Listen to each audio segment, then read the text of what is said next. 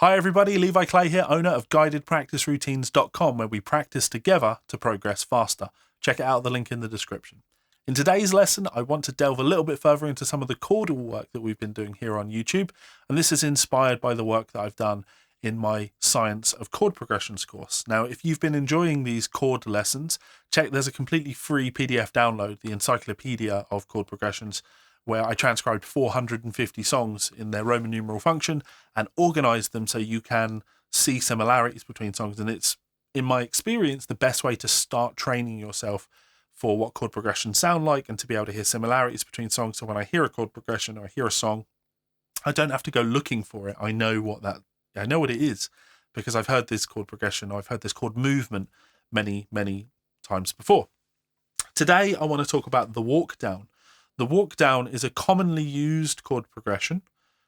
We kind of hinted at it when I did Green Day's Wake Me Up When September Ends. There's a walkdown element to that, but we were focusing on the 4 minor there. What I want to focus on today is a full diatonic walkdown, a very common chord progression that you hear. And as with a lot of these ear training lessons, the focus is really on, I might as well put my bass on actually. The focus is really on how well can I hear the bass happening, not the chord progression. The chords are important, don't get me wrong, but the bass, the root note movement, is the most important part. So if I'm looking at the guitar, I could do this in absolutely any key. This will work in absolutely any key, but I'm going to, for the sake of ease, I'm going to do this in the key of G.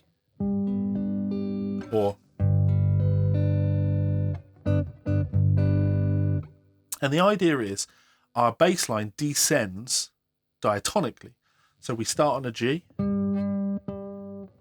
an F sharp, to an E, D, C, B. You could go A to G, but we're going to play A, D to G. So our whole bass pattern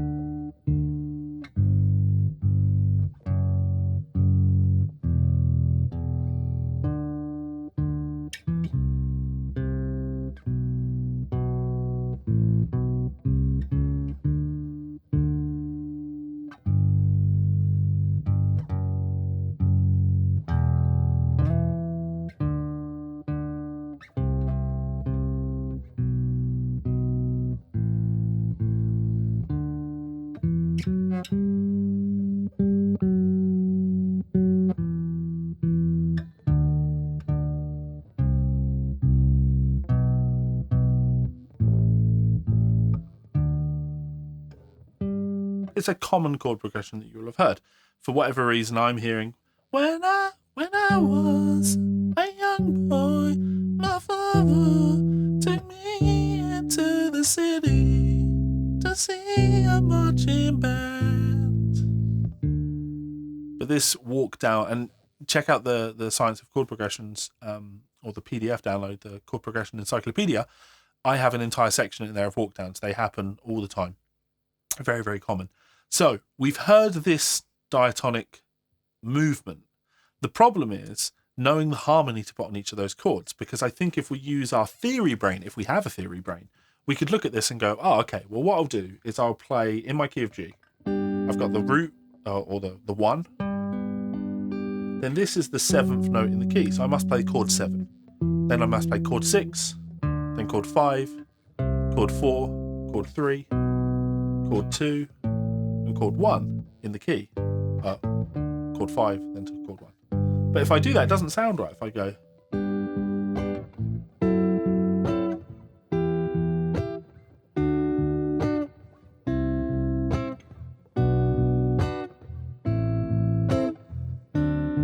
some of them are okay. That's not right.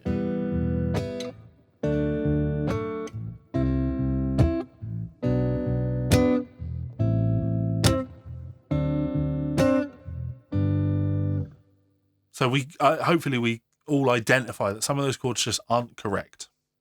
And it's because we're thinking in a kind of like a one-dimensional way. We're hearing a bass note and just assuming, oh, this must be the root of the chord. So if this is a G, this must be a G chord. It happens to be a G chord, but it doesn't, just because there's a G, doesn't mean that this chord is a G. This could be the fifth of a C major chord.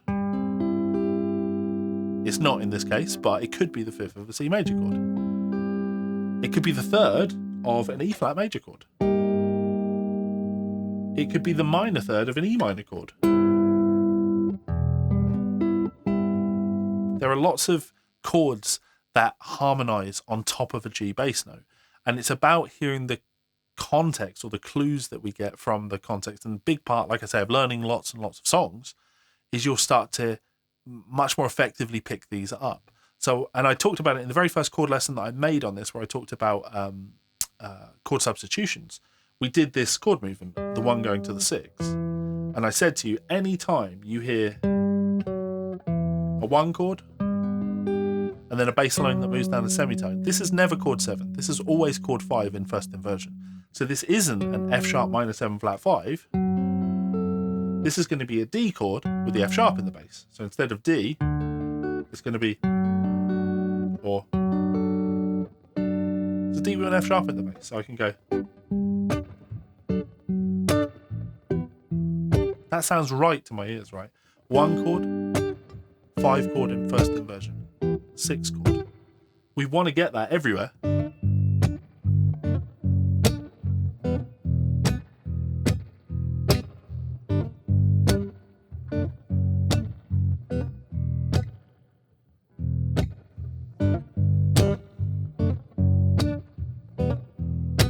Anywhere I'm playing, if I'm up here, I guess I could.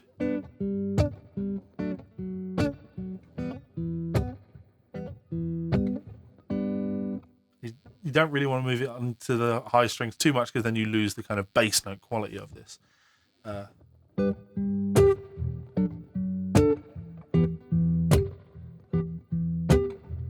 if you like my kind of flexibility to be able to do this, in different positions, this is just Triad mastery, and I have, of course, on guidedpracticeroutines.com, I do have a Triad mastery course.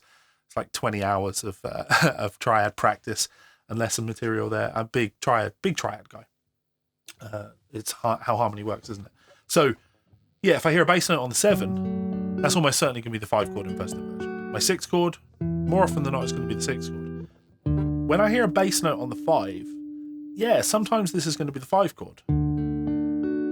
But it also is very commonly going to be the 1 chord, G again, but with a 5th in the bass. So if I play both,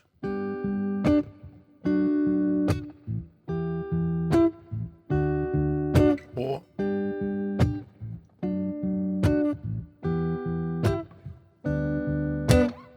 I prefer that that 1 chord with the 5 in the bass. You can play it like this. I like it there a lot.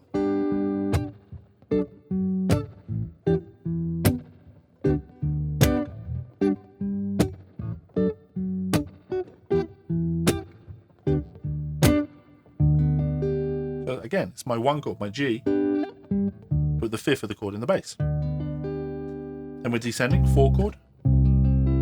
Okay, more often than not, when you hear the 4 in a key, it's going to be the 4 chord. We drop down to the 3 in the key. So is it going to be a B minor chord? Or could it be something else? So we always ask ourselves, what is this the 5th of? Great way to think. B is the 5th of E minor. So could it be an E minor triad with the 5th in the bass? Maybe we go.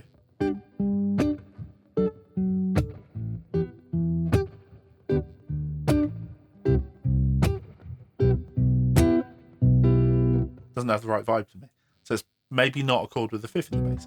Maybe it's the 3rd of a chord. Now, 2 options here. It could be the 3rd of an A flat minor chord. It's not in the key, so probably not that. Or it could be the 3rd of a G major chord. It could be the 3rd of the 1 chord. So it could be the 1 chord in first inversion. So for that, I might play. Or just, that'll get me there.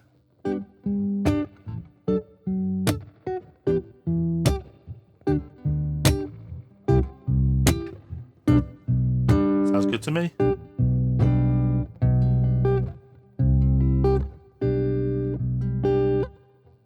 Two chord is going to be A minor. And then I go to my 5. That could be, again, my G in second inversion. But it's a 5 chord going back to the 1, so it's almost certainly not. Sorry, it's the 5th note of the key going back to the 1, so it's probably functioning like a 5 chord, a D7. Now, when I can get my head around that and start hearing these inversions, instead of just playing the things that I expect to be there based on my, like, a limited theory knowledge, things start coming together. Da da da da da da da da da da. Where are we? Da da da da da da da da da da da da. Da da da da da da da da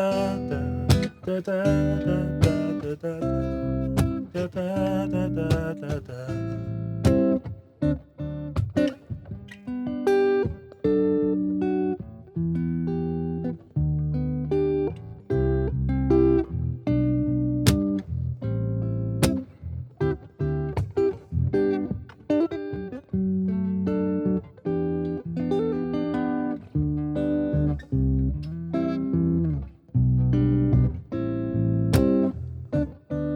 Sorry. Yeah.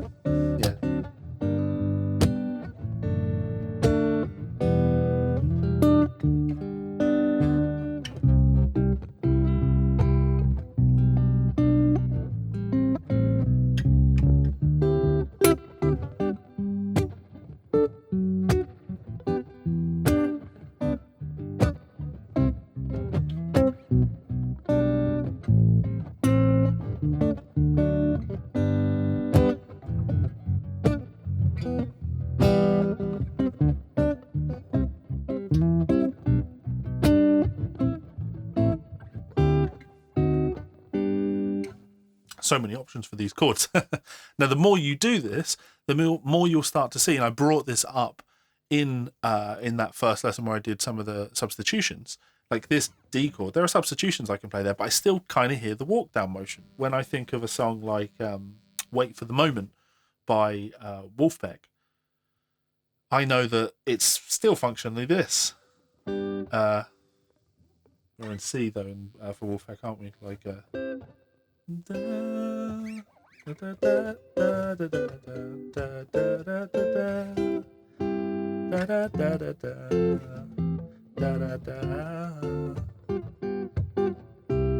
but it's not a 5 chord in first inversion. They just put a secondary dominant in there. So instead of we're going,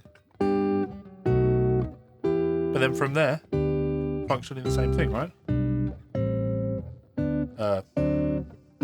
So I know, yes, I can play this D7 or D in first inversion, but a B7 is a great substitution for that. I know that will work. I know that instead of playing the A minor, if I make that an A7, it starts to sound like I'm playing Randy Newman.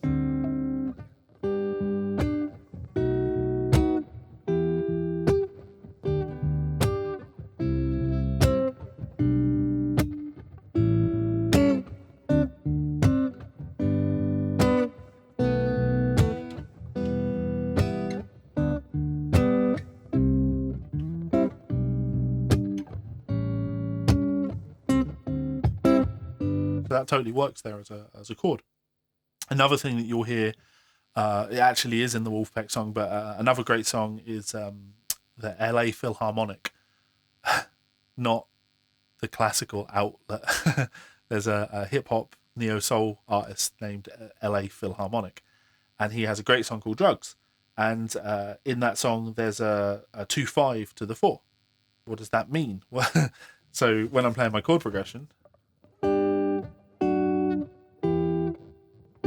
I'm going to my 4 chord. And the idea would be, let's put a 2-5 before this. So instead of going straight to the C, if I put D minor 7, G7 to that chord, you're going to land on that 4 chord in a sweeter sounding way. I'm trying to think of the melody. think I might sell drugs. It's hard for me to vocalize that.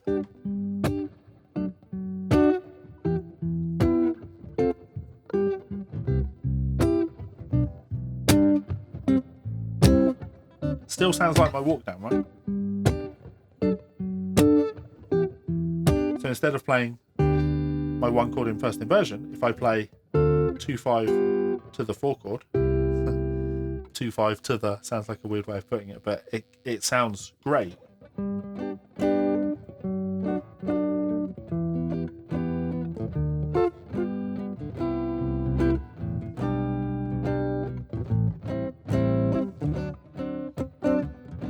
Could do it here.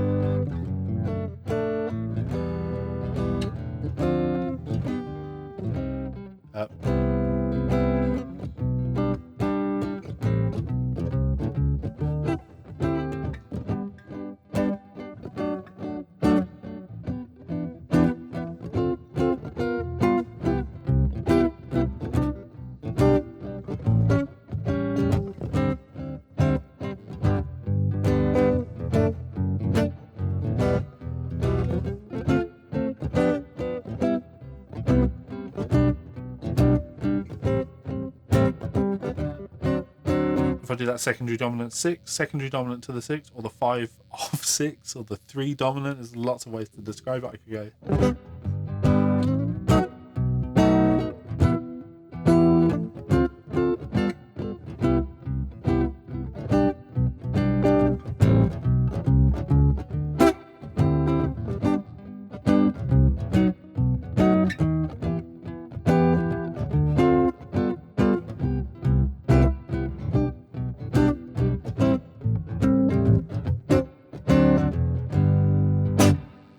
So, like I say, very common movement. And I think the fun thing about what I'm demonstrating there, for me at least, is I think there's a freedom in harmony with that. I think I'm free to express when I hear moves like that happen in songs like Alcohol by Brad Paisley. Happens a couple of times in there. Like, I don't think about it. I just know, oh, it's gone from this to this to this to this. All these chords that come together. Sometimes you hear a variation where it might do that in a way you expect. Then we'll do our 4, but then maybe it goes.